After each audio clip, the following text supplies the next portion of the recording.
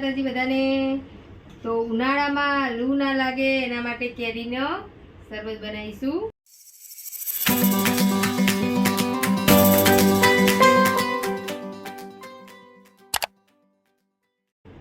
તો કેરીને સરસ ધોઈ નાખી છે,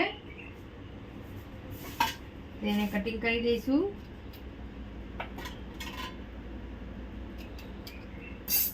હવે કુકરમાં બાફી દેવાની છે। ગેસ ચાલુ કરી દઈશું, પાણી નાખીશું।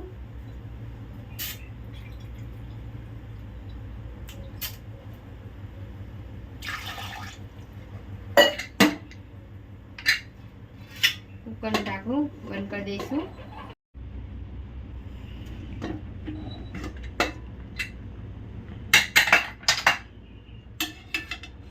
તો કેરી બફાઈ ગઈ છે।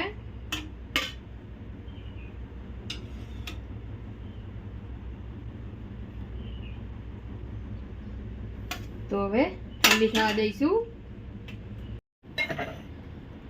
તો કેરી એકદમ સરસ ઠંડી થઈ ગઈ છે।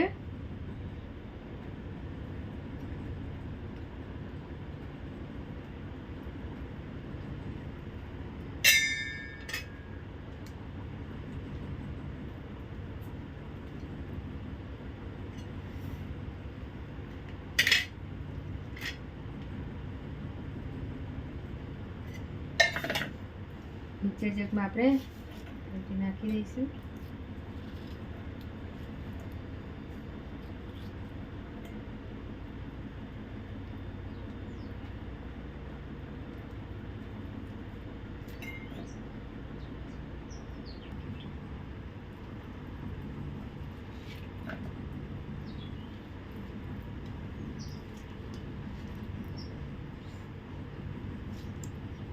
વરિયાળી નાખીશું,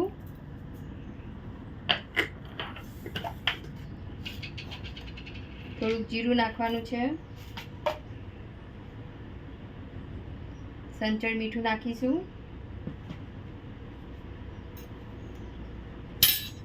મોરસ નાખીશું। મોરસની જગ્યાએ તમે ગોળ પણ નાખી શકો છો। પુદીનાના પત્તા નાખીશું।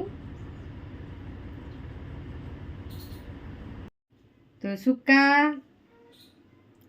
પુદીનાના પત્તા નાખ્યા છે। તમારા જોડે ફ્રેશ લીલા પુદીનાના પત્તા હોય તો તમે નાખી શકો છો। તો હવે જ્યુસ બનાવી દઈશું।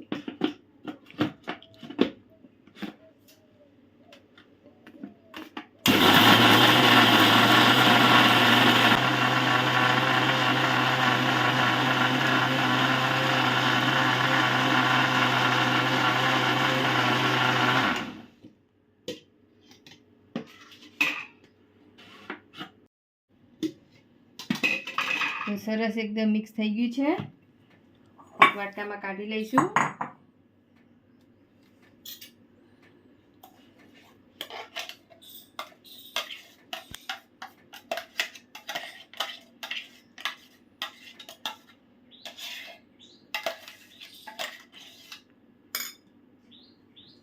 મિક્સર જગમાં એકદમ ઠંડુ પાણી નાખીશું।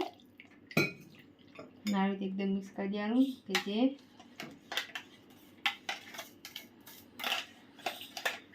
હોય એમાં થઈ જાય, વેસ્ટ ન જાય।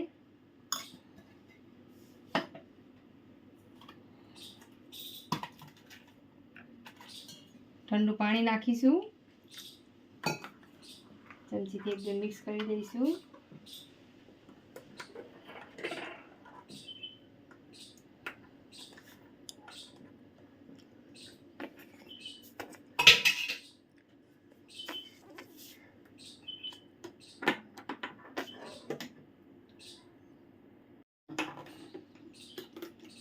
તો સરસ એકદમ મિક્સ થઈ ગયું છે।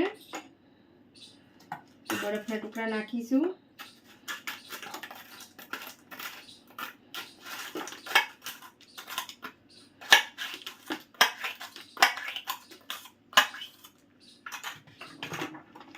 તો હવે એકદમ સરસ આમ પન્ના રસ બની તૈયાર થઈ ગયો છે। તો ઠંડુ ઠંડુ સર્વ કરી શકો છો.